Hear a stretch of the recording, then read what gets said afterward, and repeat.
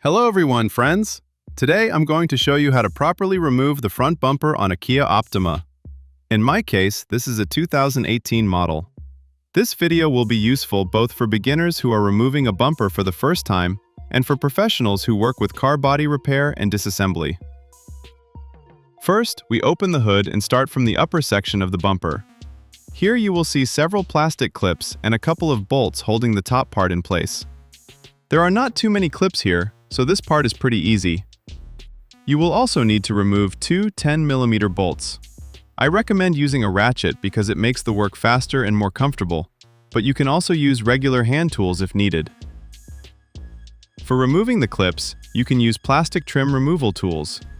These tools make the job much easier and help prevent damage to the plastic. In my case, I'm using special clip removal tools because they save time and reduce the chance of breaking anything. If you don't have those tools, you can carefully use a flat screwdriver, but make sure to work slowly and gently.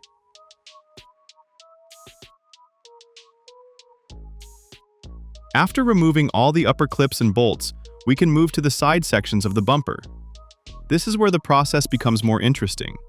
To make access easier, turn the steering wheel either to the left or to the right, whichever side you are working on.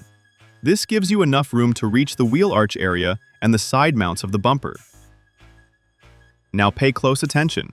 Inside the wheel arch, you will find clips located at the top, middle, and lower section.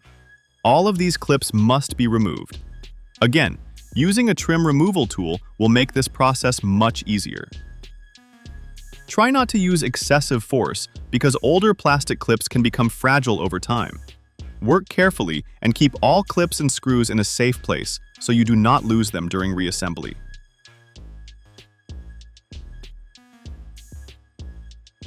After removing the clips, look closely at the upper side near the fender. There is one screw holding the bumper to the fender bracket. Many people forget about this screw and accidentally break the side mounts by pulling too hard. Make sure to remove it completely. I'm using an electric screwdriver for speed, but a regular screwdriver works perfectly fine too. Once that screw is removed, you can start releasing the side of the bumper. Now this is the important part. The bumper is attached with locking tabs, so you need to pull it carefully toward yourself. Do not be afraid if it feels tight. That is completely normal, especially if the bumper has never been removed before. In my case, I used a flat screwdriver carefully to loosen the locking tab slightly before pulling the bumper outward. The key is not to yank it aggressively. Pull steadily and evenly toward yourself until the clips release one by one.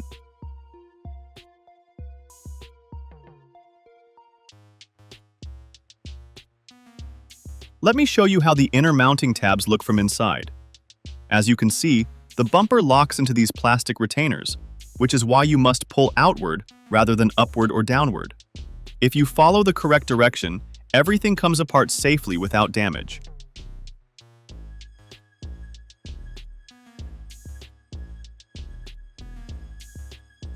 After one side is fully released, repeat the exact same process on the other side of the vehicle. Once both sides are free, we can move on to the lower section of the bumper.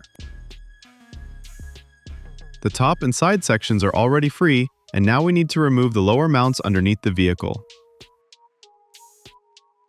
To make this part easier, I recommend slightly lifting the car using a jack.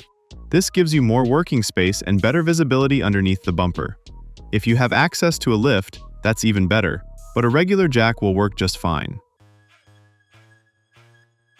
Now let's look underneath the car. Here you will find the plastic engine splash shield attached with several 10mm bolts and plastic clips. Start by removing all the bolts one by one. You may also notice some broken clips, especially if the car has been repaired or disassembled before. In my case, a few clips were already damaged, so don't be surprised if you see the same thing on your vehicle. There are also additional side covers and lower plastic panels connected to the bumper area. All of these parts need to be loosened and removed carefully. Remove every clip and bolt holding the lower section in place.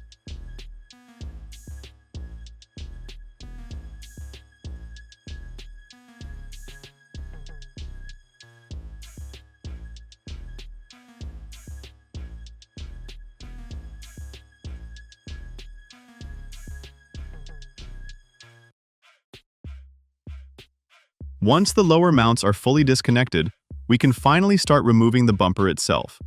But do not pull it off completely right away. First, carefully pull the bumper slightly forward and lower it a little bit. This is very important because the fog lights are still connected with electrical wiring behind the bumper. After lowering the bumper slightly, you will gain access to the fog light connectors on both sides.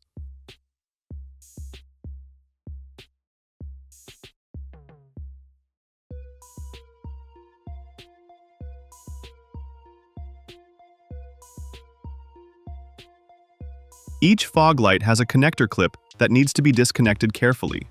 Press the locking tab and gently unplug the connector. Never pull on the wires themselves because you can easily damage the wiring harness or break the connector. Always hold the connector body itself while disconnecting it. Taking your time here can save you from expensive repairs later. Once both fog light connectors are disconnected, the bumper is now completely free and can be removed from the vehicle. If possible, I recommend doing this with another person, especially if this is your first time removing a bumper. Having extra help makes the process safer and reduces the risk of scratching the paint or damaging the bumper. And that's it, friends. That is how you properly remove the front bumper on a Kia Optima. As you can see, the process is not very difficult if you work carefully and follow the correct steps. I hope this video helps you with your repair or disassembly project. I tried to explain everything clearly and show every important detail so even beginners can follow along confidently. If this video helped you, make sure to leave a comment and let me know if the tutorial worked for you. Your feedback may also help other people who are trying to remove this bumper for the first time. Thank you so much for watching, friends. Work carefully, take your time, and I'll see you in the next video.